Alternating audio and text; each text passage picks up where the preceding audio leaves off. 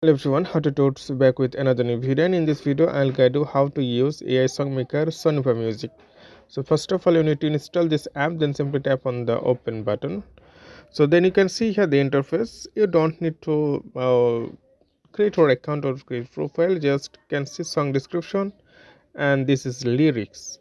So song description, you can write your desired song here, or you can copy it from the ChatGPT. You can prompt ChatGPT or other chatbot, and if you don't have any description, then simply tap here inspired me, then they create it automatically. You can tap again and again to get more one. So I just keep this one, and after that genre, you have to choose which genre you want to get the app.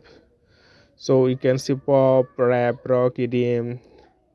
So I'm just choose randomly and optional. I just chat. And if you tap advanced mode, you can add instrumental, or you can keep it only voice.